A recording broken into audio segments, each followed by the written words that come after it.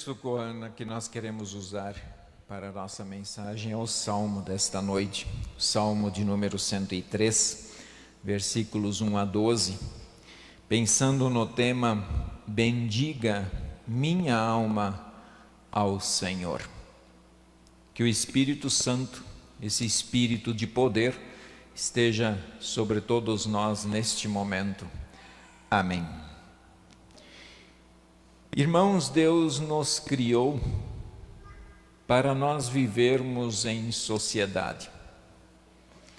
Por mais que às vezes a gente tenha aquela sensação de que não precisamos de ninguém, que nós se viramos sozinhos, mas Deus nos criou para vivermos com pessoas. São nossos pais, irmãos, tios, tias, primos e etc. Nós nascemos, nós crescemos, nós estudamos, nós trabalhamos e descansamos. Você já parou para analisar quantas pessoas já passaram pela sua vida? Será que seria possível nós fazermos uma lista e uma contagem de quantas pessoas já estiveram conosco? Seja por breve tempo ou por muito tempo? De quantas pessoas você já falou bem?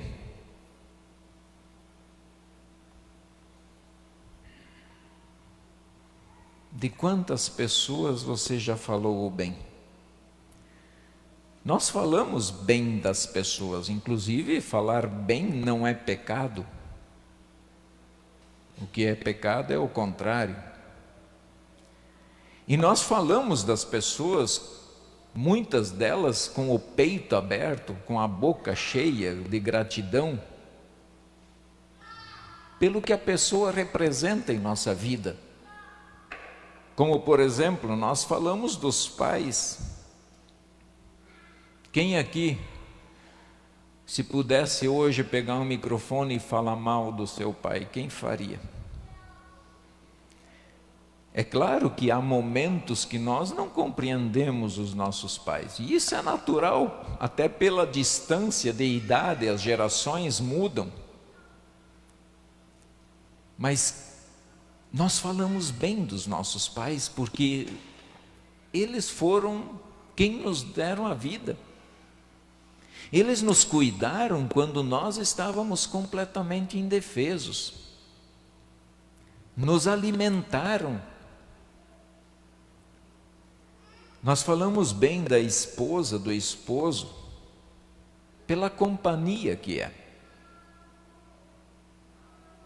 Também há momentos que o pecado coloca um grande peso sobre esse relacionamento. Mas olha para o seu esposo, para a sua esposa.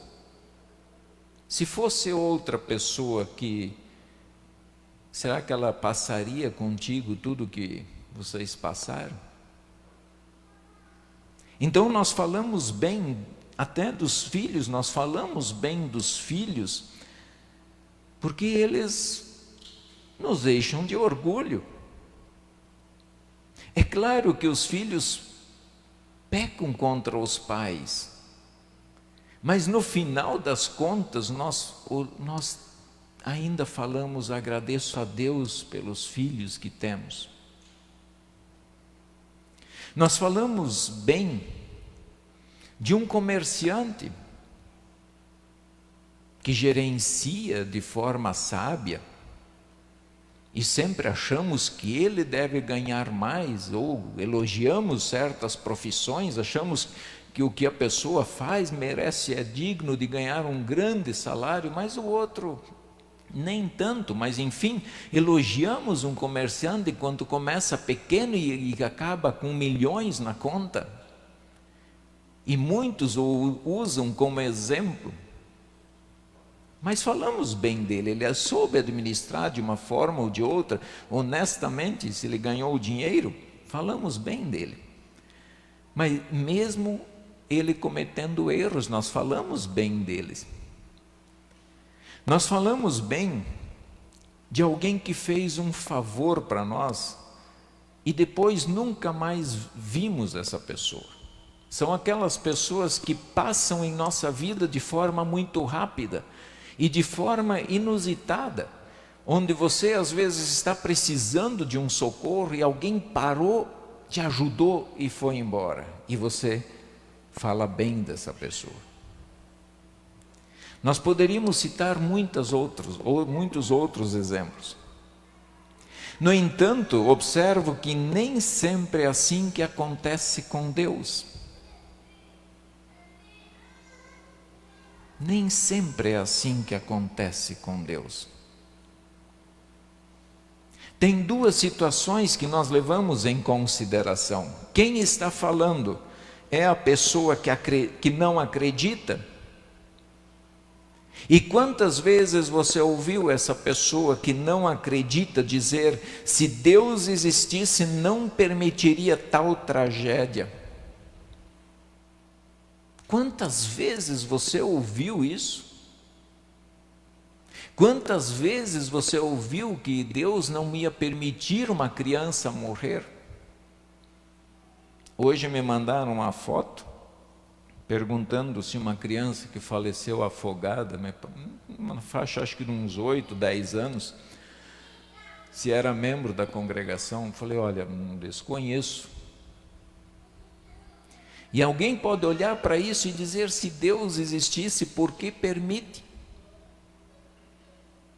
Esses são aqueles que não acreditam e têm dificuldade em falar bem de Deus. Mas também tem os que acreditam nele. Somos nós, o povo de Deus. Nós que vimos o poder de Deus. Mas nós também somos atingidos pelas situações da vida. Nós também estamos sujeitos a sair depois do culto, sofrer um acidente, levar um tiro, tomar uma facada, e assim por diante. Então nós estamos sujeitos a isso.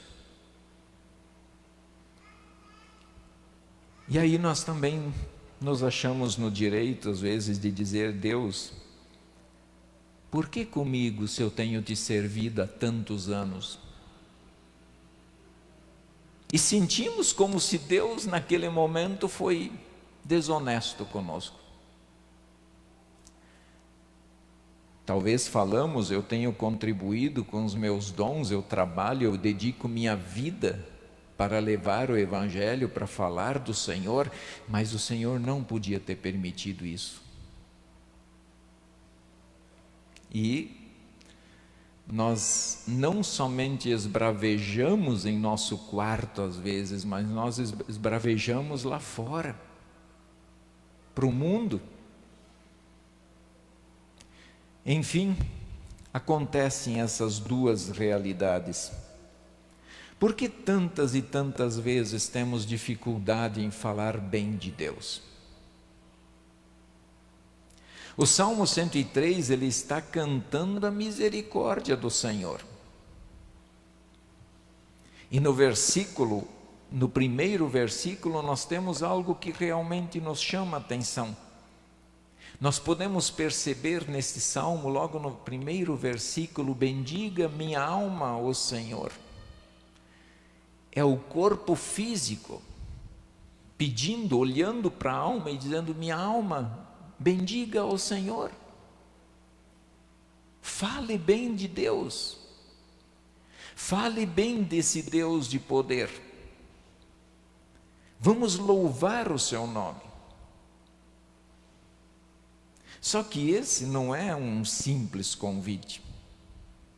É um convite que, de fato, ele está indo em uma fonte que vem paz, que vem perdão, que vem vida. Então não é qualquer coisa e não é qualquer convite. E então o salmista, ele coloca algumas razões para falar bem de Deus. Ele diz: Ele é quem perdoa os nossos pecados.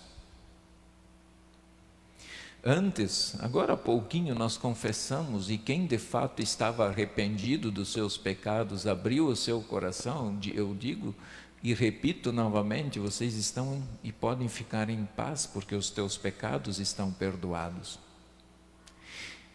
E eu te pergunto, se há algum outro lugar para tirar pecado, eu gostaria de saber. Se tomando banho eu consigo tirar a culpa do meu pecado, se indo de joelho daqui ao Riozinho até Cuiabá, se eu recebo o meu perdão dos pecados, se eu chegar lá,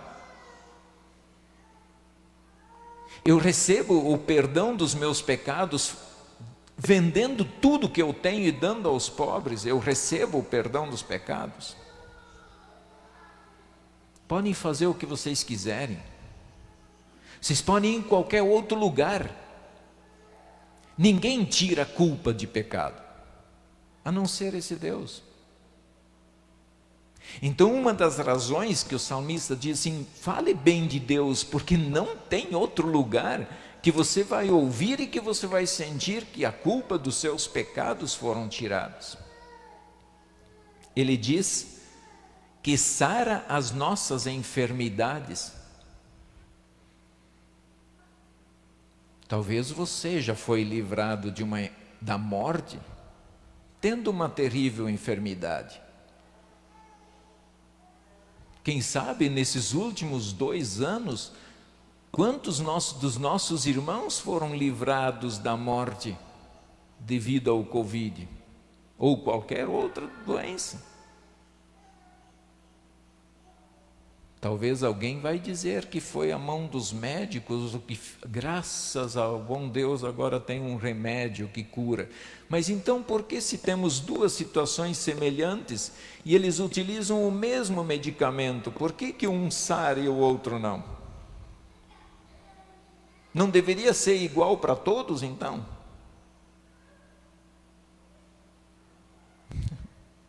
Se não é Deus, nós vamos elogiar e nós vamos falar bem de quem? Que Deus nos dá uma oportunidade de vida. Mais uma razão que tira da cova a nossa vida. Irmãos, tem dias que nós estamos dentro de um poço. Eu acho que cada um aqui dentro já se sentiu assim, dentro de um poço. Procuramos uma solução, mas não tem. Os problemas parece que nunca vêm sozinho, eles vêm, um puxa o outro. E quando nós nos damos conta, nós estamos perdidos, nós não sabemos mais direito o que fazer. A nossa alma, ela fica tão triste, ela fica tão abatida, que nós não temos mais nem vontade de, às vezes, tomar banho.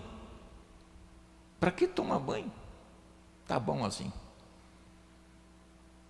Para que cuidar da higiene? Para que trabalhar? Que graça tem trabalhar? E nossa alma, ela vai se afundando. Mas de repente, com o poder de Deus, com uma só palavra, Ele nos tira daquela situação. E nós encontramos de novo sentido para a vida. Nós encontramos razões para estar diante de Deus e falar, Senhor, eu quero falar bem do Senhor para as pessoas. A outra situação que Ele nos apresenta, é Ele quem enche de bens a sua vida. Eu sei que nós trabalhamos, nós suamos, nós dedicamos tempo, nós dedicamos a vida ao nosso trabalho e precisamos fazer isso. Mas se não for o sim de Deus, tudo que você tem, você não teria. Ah, mas tem os que roubam. Tá, mas isso é construir a casa sobre a areia. Isso desaba. Um dia a conta chega e a casa não vai resistir. Então tudo que nós temos de bens vem de Deus. Ele nos dá condições de respirar, de trabalhar e nos dá capacidade, dons especiais que nós falamos alguns dias atrás sobre os dons para servir o nosso irmão, e através desse dom nós recebemos. Nós temos dinheiro para poder viver. E é Deus quem nos abençoa assim. Outra, que nos cuida na velhice e renova a nossa mocidade como águia.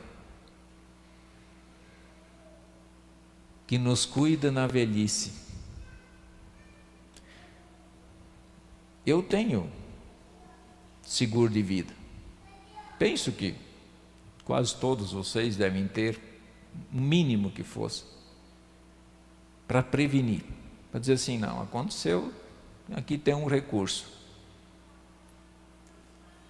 Mas será que às vezes nós não estamos vivendo mais na nossa velhice e esquecendo de viver o hoje? Será que às vezes não está faltando um pouco de nós olharmos para Deus e crermos de fato nisso, de que Deus nos cuida na velhice?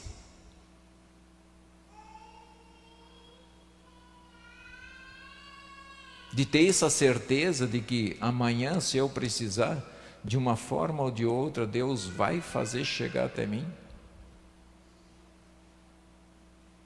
E é isso que agita a nossa vida, é isso que agita o nosso coração, e é por isso que às vezes nós mesmos complicamos a nossa vida. Não é o mundo que complica, mas nós que complicamos. Porque nós, às vezes, não estamos acreditando naquilo que Deus fala. Estamos desesperados.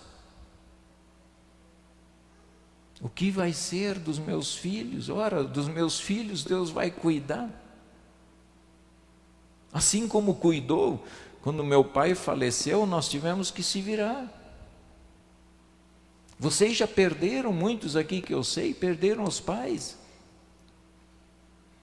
E tiveram que se virar na vida.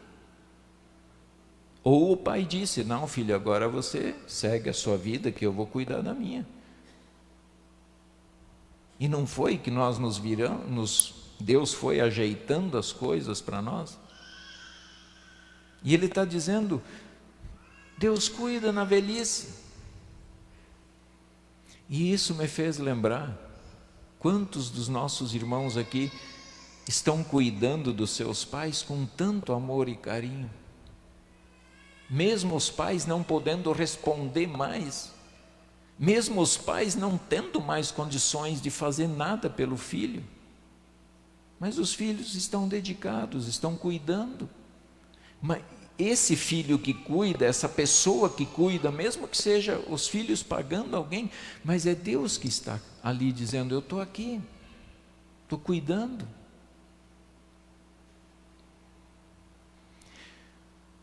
Isaías 40, versículo 31 está escrito, mas os que esperam no Senhor renovam as suas forças, sobem com asas de águia, correm e não se cansam, caminham e não se fadigam. Esperar no Senhor, esperar, esperançando, como eu falei na outro culto, vivendo a vida dedicado, consagrado ao Senhor, na certeza de que Ele vai cuidar. O texto diz, Ele julga todos os oprimidos. Ora, se Deus julga quem é o oprimido, imagina o que Ele fará com o opressor. Porque tem duas pontas aqui. A pessoa que está sendo oprimida, e Deus diz aqui o texto, ela vai julgar ele. Mas imagine o que vai acontecer então com aquele que oprime os outros.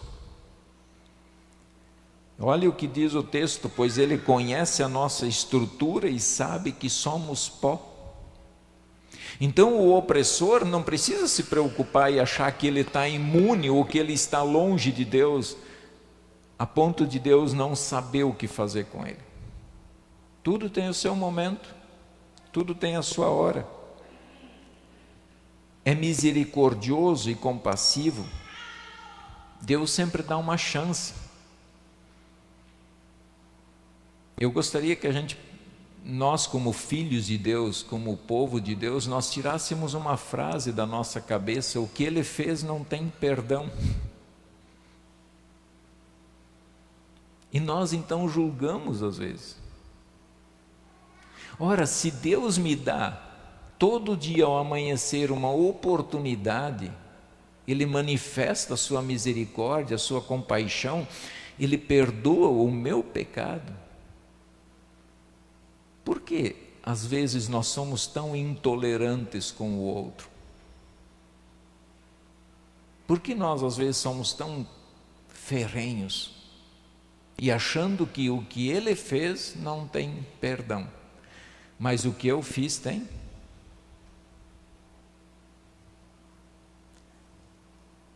Não conserva para sempre a sua ira. Graças a Deus.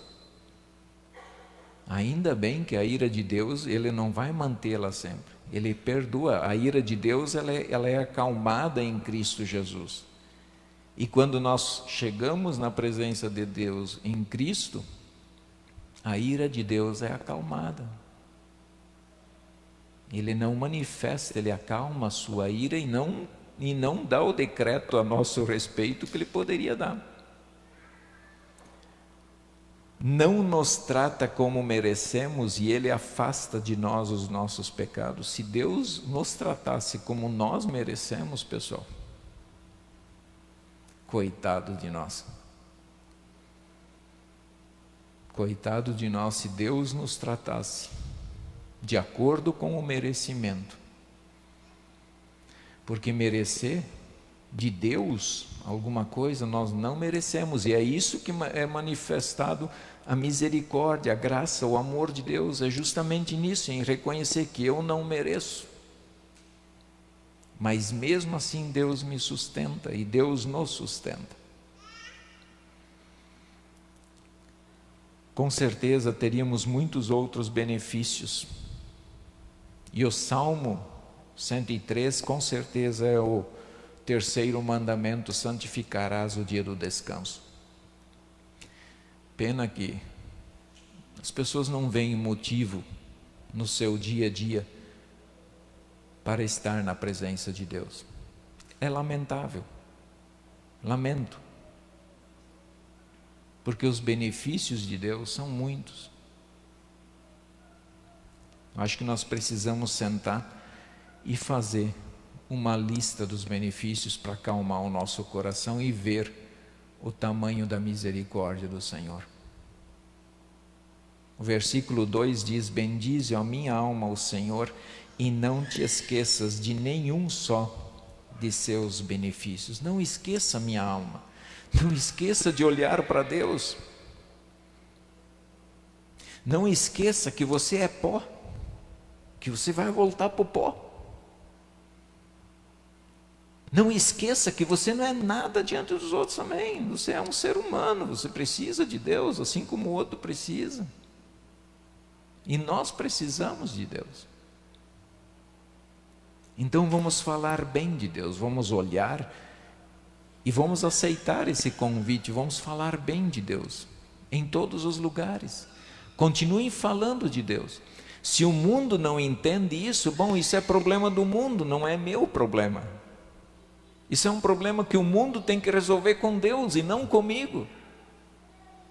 Porque nós conhecemos Deus. Nós sabemos o que Deus é capaz de fazer. Então, o mundo tem que resolver o problema dele com Deus. Nós vamos continuar manifestando o bem que Ele fez em nossa vida e falando para as pessoas. E seja lá o que vier, que venha, porque o nosso Deus está sempre conosco. Falar bem desse Deus é muito fácil e é muito bom, porque esse Deus, Ele nunca nos engana, Ele é fiel todos os dias e vai continuar sendo fiel até na eternidade. Louvado seja o nome do Senhor, e que grande privilégio, pecadores que não merecem a graça de Deus, mas nós temos o privilégio de carregar por onde andarmos uma excelente notícia.